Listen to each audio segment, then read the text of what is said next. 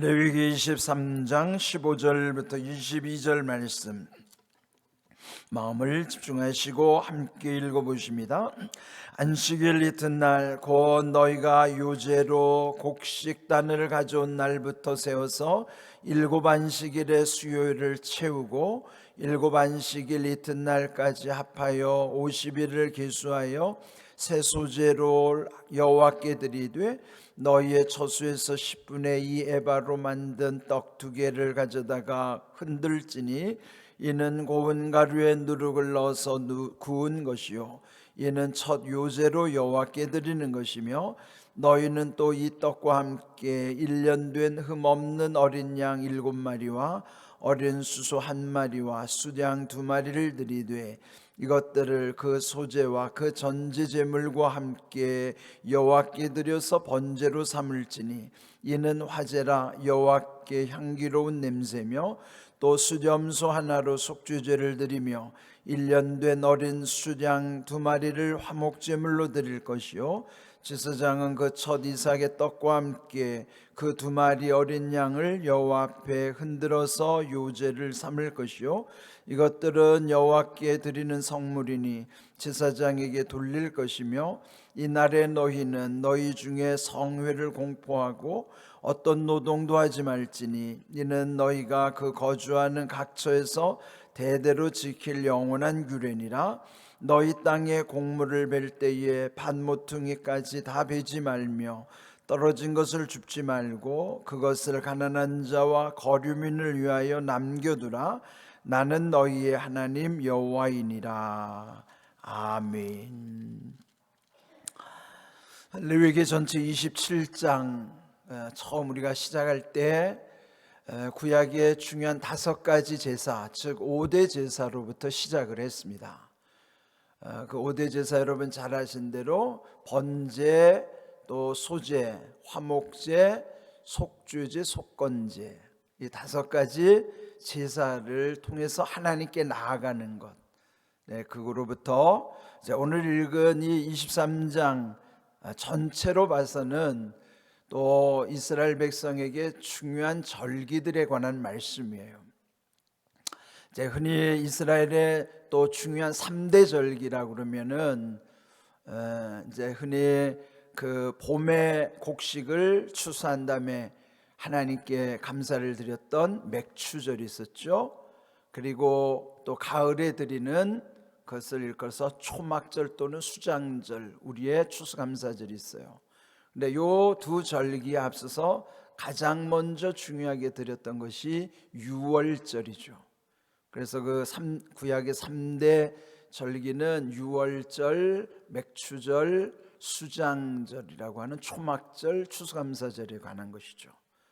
그런데 여기 23장에는 이것을 좀 더 구체적으로 7가지로 이제 확장을 시켜서 7대 절기를 23장에 전체적으로 기록해 놓고 있습니다.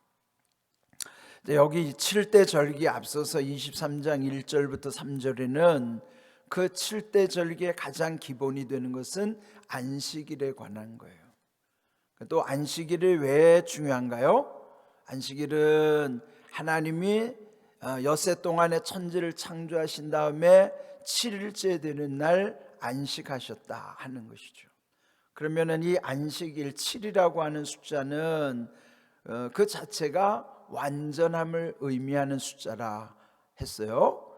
그러므로 여기 그 안식일 7이라고 하는 숫자처럼 우리 오늘 제목이 뭐냐면 수요를 채워서 15절 말씀해 보면 그 안식일 이튿날 곧 너희가 요제로 곡식단을 가져온 날부터 세워서 7 안식일의 수요를 채우고 그랬죠. 여기 수효라는 것은 숫자를 세는 것을 수효라고 그러는데 그것을 채워야 된다 하는 거예요. 그러면 안식일도 7이라고 하는 완전 숫자까지 채워지는 것은 엿새 동안에 하나님이 창조하신 것을 7일째 안식하심으로써 모든 것을 완전하게 하시는 거예요. 그러니까 일이라고 하는 것은 안식이 포함되어야 완성되는 것처럼 그러므로 여기 수요를 채운다라고 할 때 그 채운다는 의미는 쉽게 말하면 충만하게 한다, 덮는다, 완전하다. 제가 지금 표현한 이런 모든 것을 한마디로 하면은 은혜라고 하는 거예요. 은혜는 충만하는 것이고 채워지는 것이고 덮는 것이고 완전한 것이에요. 그래서 여기 그 수요를 채운다고 할 때 7 안식일의 수요를 강조한 것처럼 성경에서 계속 강조하는 것은 7이라고 하는 완전수를 강조하는 것이에요.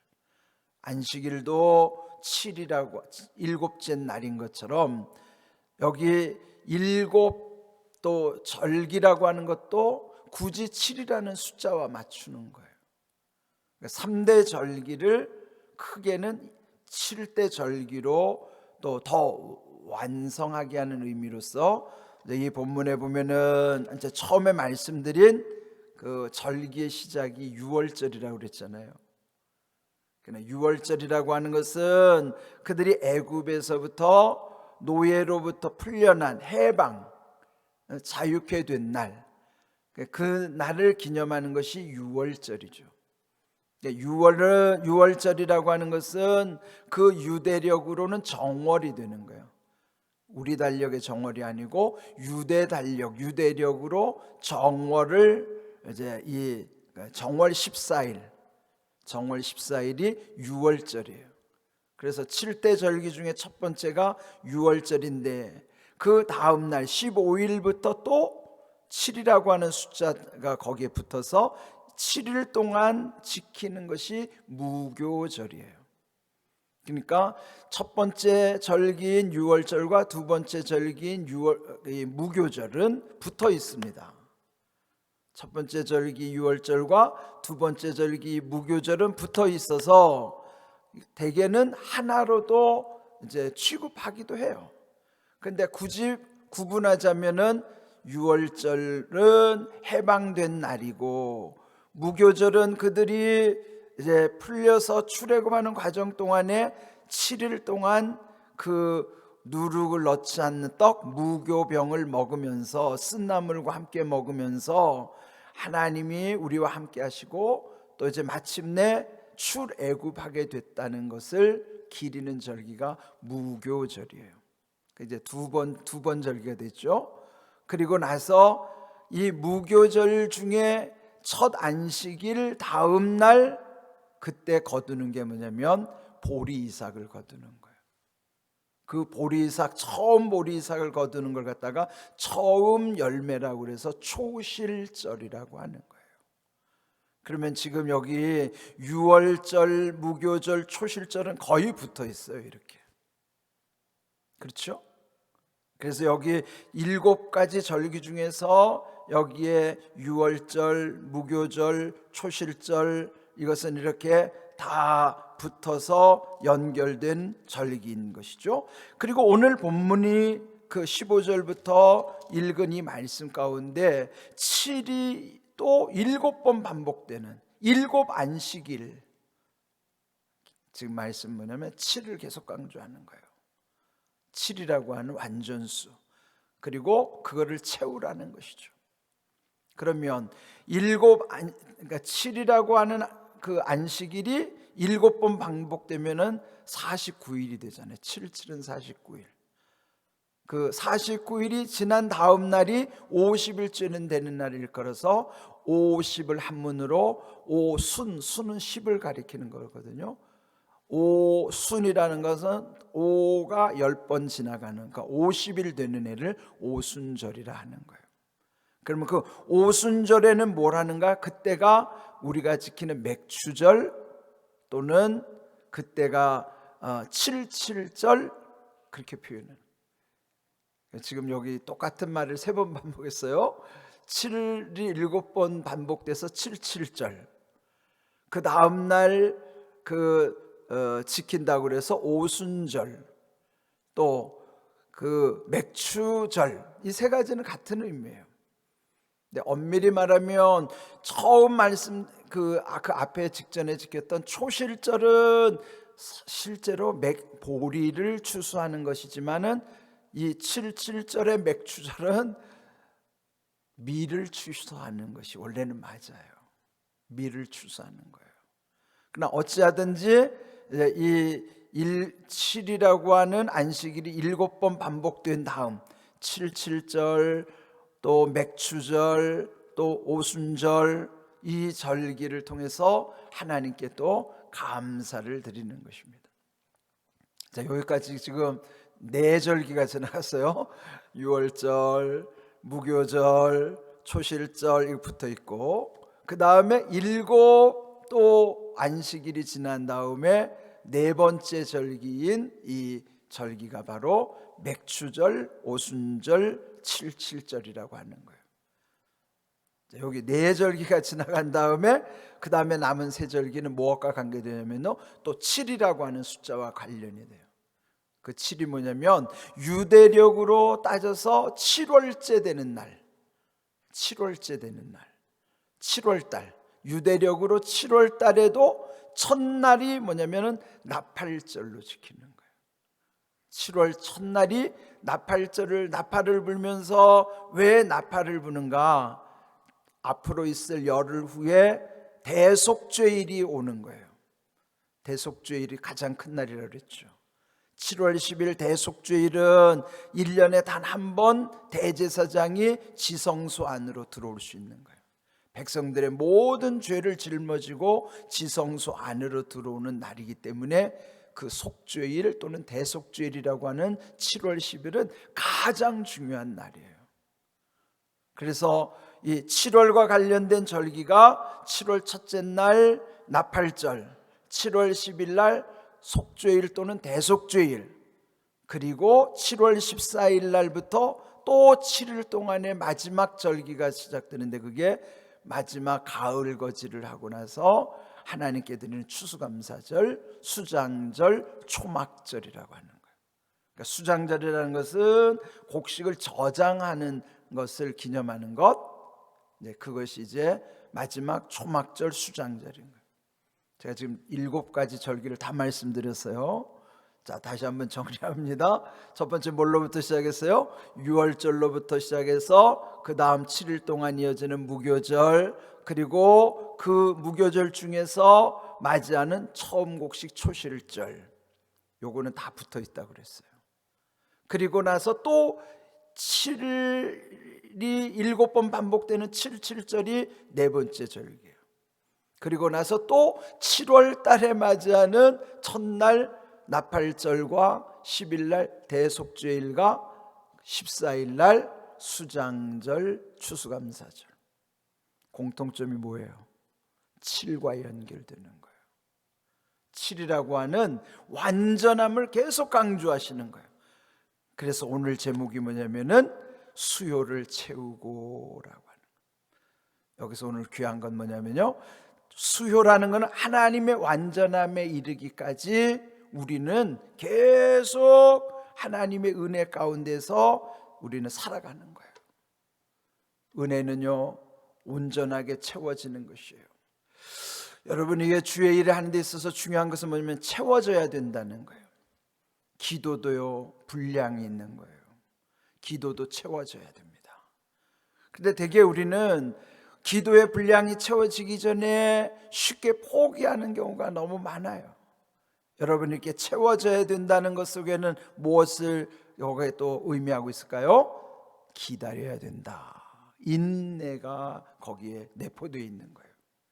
하나님의 은혜는 우리 안에는 이렇게 인내를 요구하고 기다림 가운데 하나님의 은혜가 점점 채워져 가고 있다는 거예요.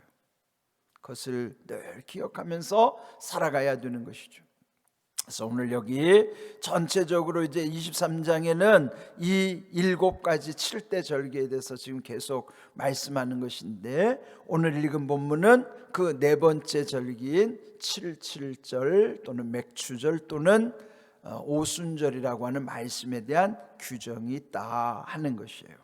그래서 이렇게 7대 절기 가운데 계속 거룩한 모임을 가지라고 하는 것이 성회로 모이라는 의미를 강조하는 것이죠.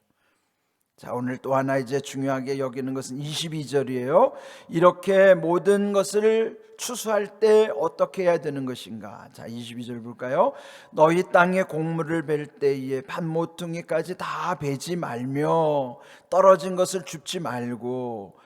왜 그렇게 하라는 건가요? 그 다음에 말씀하시죠. 가난한 자, 거류민 여행객들, 나그네들을 위해서 남겨두라. 하나님은 지금 아까 은혜를 계속 강조했어요. 그 수요를 채우라 하는 것도 하나님의 은혜가 충만해지는 우리의 기다림, 인내의 시간이 있는 것처럼, 또 하나님의 은혜는 추수 가운데에서도 곡물을 벨 때 그것을 아주 다 베지 말고, 또 떨어진 것을 또 아주 알뜰히 주워 가지 말고 추수 때는 남겨두라는 거예요. 남겨두는 목적은 주변의 가난한 이웃을 위해서, 또는 나그네를 위해서 그들이 그것으로 생계를 유지할 수 있도록 남겨두라 하는 거예요. 자, 은혜의 원리를 지금 여기서 계속 말씀하시는 거예요. 은혜는 뭐예요? 은혜는 채워지는 것이에요. 또 은혜는 뭐예요? 남겨놓는 거예요.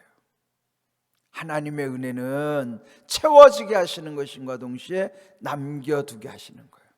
왜요? 그 남겨둔 것은 또 누군가를 채워주시기 위한 것이에요. 그러니까 오늘 우리의 삶 속에서도 하나님이 우리에게 주시는 은혜의 원리를 늘 기억하면서 우리도 살아가야 하는 것이죠. 교회는 어떤 곳인가? 은혜가 충만해지게 하시고, 또 이게 은혜로 흘러가게 하시고. 그래서 은혜는요, 어디에 모여 있는 게 아니에요. 집착하는 게 아니에요. 흘러가게 하는 거예요. 네, 여러분, 이제 설날 연휴를 맞이하면서 이제 물론 화목한 가정들도 많지만 화목하지 못한 가정도 적지 않은 것 같아요. 그래서 이제 상처들을 많이 받습니다. 근데 한편으로는 왜 이런 일들을 보면서 우리가 배워야 할 것이 무엇일까? 저는요, 그런 생각을 합니다. 세상에 너무 집착하지 않도록. 여러분, 세상에 너무 좋아가지고 세상에 집착하면 그것도 문제라고요. 제가 여러분 장례를 치르다 보니까요, 어떤 분은 너무 사랑해서 그런지, 아니면 앞으로 살아갈 날이 막막해서 그런지 먼저 사랑하는 일을 보낼 때 통곡할 때 이렇게 통곡하는 거예요. 아이고. 영어로도 아이고는 내가 간다는 뜻이잖아요. 아이고, 나는 간다. 그건 맞아요. 그런데 아이고 그래, 나는 간다. 그건 맞는 말인데, 나를 두고 혼자 가면 나는 어떻게 살라고, 나는 못 살아. 근데 한편으로 이해는 해요. 근데 가만히 곱씹어 보니까 하나님이 별로 그 말을 기뻐하지 않으실 것 같아요. 무슨 말인지 아시죠? 예? 여러분, 사람에게 너무 집착하지 마세요. 부부간에도 너무 사랑해도요, 집착할 정도로 사랑하지 마십시오. 하나님보다 더 사랑하지 마십시오. 때로는 우리가 이렇게 돌아가시기 전에 너무 이렇게 어떤 치매 증상이 오고 이러면 사람을 막 괴롭힐 때가 와요. 그럴 때 보면은 주변에서 이런 말을 하대요. 저분이 정을 떼려고 그러는구나. 왜요? 너무 집착하면 헤어지기가 힘든데 정을 떼야지만 헤어지기가 쉽다는 거, 이건 아주 긍정적인 생각이죠. 때로는 그런 해석도 필요한 것 같아요. 가끔씩 여러분 서운한 말을 듣거나 정을 떼려고 하는 현상이 있으면 그냥 감사함으로 받으세요. 왜요? 집착하지 말라고 하는 뜻이라고 기억하십시오. 집착하지 말라는 건 뭐예요? 하나님께 더 집중하라는 의미예요.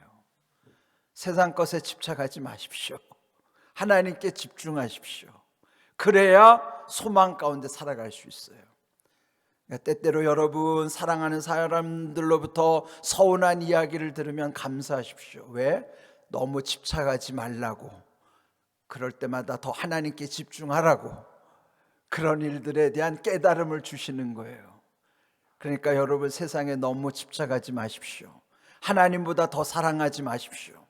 하나님을 최고로 사랑하십시오. 그런 믿음 가지면요, 넉넉히 세상을 이길 수가 있습니다. 그런 소망 가운데 모든 일들을 은혜 가운데 감당할 수 있기를 주님의 이름으로 축복합니다. 아멘.